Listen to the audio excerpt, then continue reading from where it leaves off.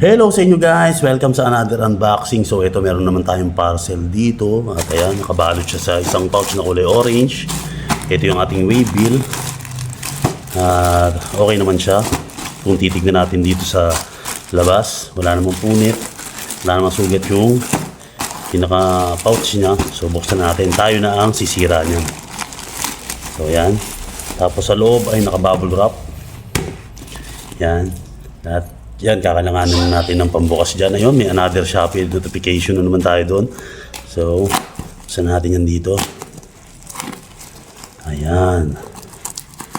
Iayos lang natin. Dahan-dahan. Baka Pero ngayon, walang fragile sticker, no? Nakalagay, no? Gaya ng mga nakaraan natin. Pero okay lang yun. Sana safe pa rin yung natin dito. Yung item natin dito. So, ayan. Nako, mukhang hindi ako sure kung okay pa ba. Kung okay pa ba siya. Kasi medyo parang nabuksan o napipi.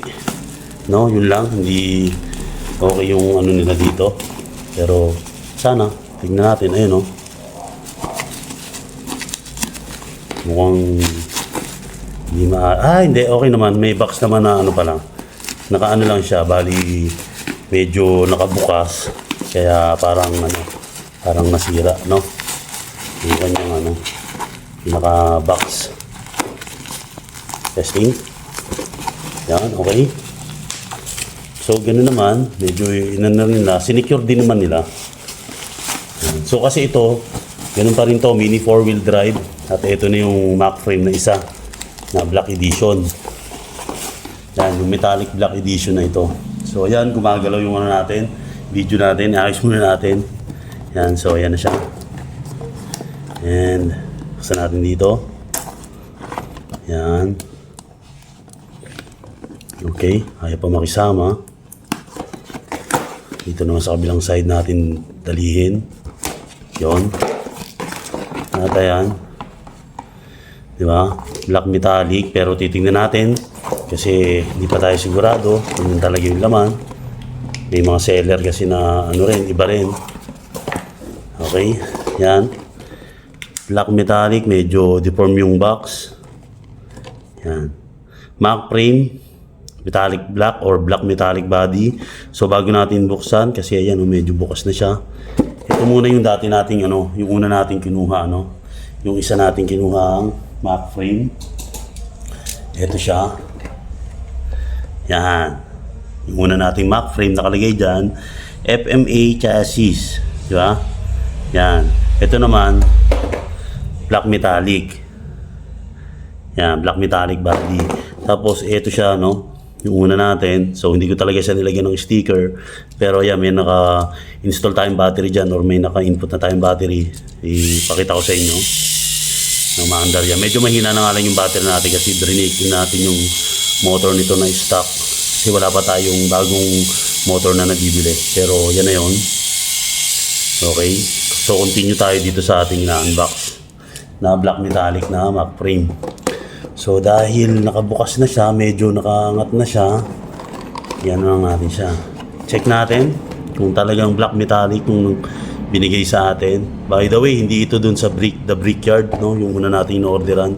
So ibang shop ito. Sana okay naman. So ayan.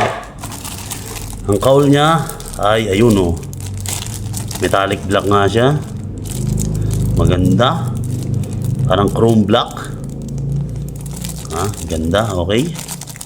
Save tayo rito sa una. Yan, sana nakikita nyo.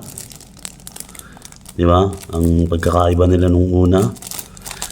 Okay, ito yung pinaka cowl niya o yung pinaka cover niya. Next, sa kanyang chassis niya na may pagka metallic na gray. Ganda. Okay, safe naman, okay naman. Syempre yung logo dyan ng Tamiya, kita nyo ba yan? So ito naman ay na-avail natin sa Tamiya Underground. Yan, Tamiya Underground Philippines. Yan naman yung kinuhanan natin ito. Isa ring legit na nagbebenta ng mga Tamiya mini 4-wheel drive. At ito naman yung kanyang wheels na maliit pero matigas, no? Super hard ata ito or hard na narrow, small diameter. Maganda, okay. Next, yung kanyang rear na bumper or tail. So yan, ganun din, maganda rin ang kulay.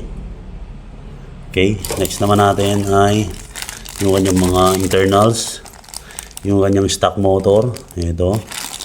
Tapos ayan, battery terminals. Tapos yung mga gear, yan, mga gear. Tapos yung propeller shaft, dito na rin, ayan. Okay, ito yung pinaka pole ng kanyang mga gulong. Yan. So ito yung grease or yung pinaka oil niya para sa kanyang mga gear. Yan, medyo may sipon kasi tayo. Hindi maganda masyado yung ating pakiramdam niya, pero okay lang. Yan. So yan na.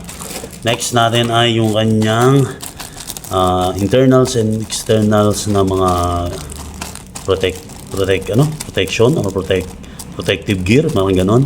Ito naman yung kanyang mga roller. Ito yung under bumper niya, tapos ito yung pinaka switch, tapos motor guard. Ito pa, isa pang ilalim ito. Tapos hindi pala, ito pala yung para sa battery. Okay. Tapos ito sa ilalim. Then ito sa motor, sa gear guard naman ito, sa guard naman sa gear. Ito rin sa motor guard sa ibabaw, sa taas. Tapos yung mga plastic roller para sa gear at 4 sa wheels or sa mga gulong.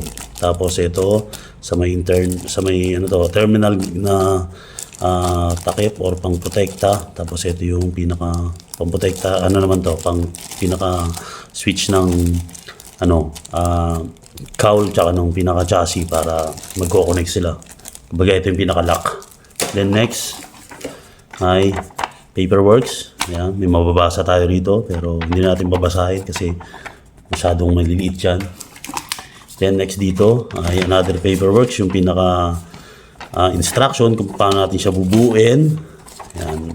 Yun pala, baka hindi ko na may pakita sa inyo kung paano bubuuin to dahil gaya nung nakaraan nating video ng pagbubuo nito, inabot ng 2 oras talaga yon. Kung hindi pa natin kinat at ginamitan ng time-lapse, hindi aabot ng 34 minutes yon. So yan. Tapos susunod ay another papel, yellow paper naman. Then susunod ay yung kanyang pinaka decals or pinaka stickers niya para sa kanyang cowl. Yan. Bali metallic color din siya, red and blue with matching black. Yan. Tapos may mga white din tayo nakikita diyan. Okay. Tapos meron pa rito yung kanyang mugs or yung pinaka rim ng kanyang gulong na kulay white. So yan. Tapos dito wala na. So ayan. Yung ating black metallic edition ng Mac frame. So balik lang natin dyan. Balik lang natin lahat. Bali ito muna mga paperworks. Yan. Para mapakita ko lang sa inyo na yan sila. Okay. Yan. Tapos yan na. Saka na yung iba. Yan. So Mac frame, black metallic body. Okay. 95673 yung pinaka-item number niya. So, Rev Edition. So, yan. Okay. Maganda. Okay naman. Kahit medyo deform yung box, okay lang yan. Ang importante yung item natin ay hindi naapektuhan or nasira. So, yan. Tapos, ito yung dati natin. Ito yung box ng dati natin. Yan. So, dalawa na yung Mac frame natin. Isang ordinary at isang black metallic edition. So yan. Peace out. Hustle hard, hustle every single day. I'll be making moves till I'm buried in my grave.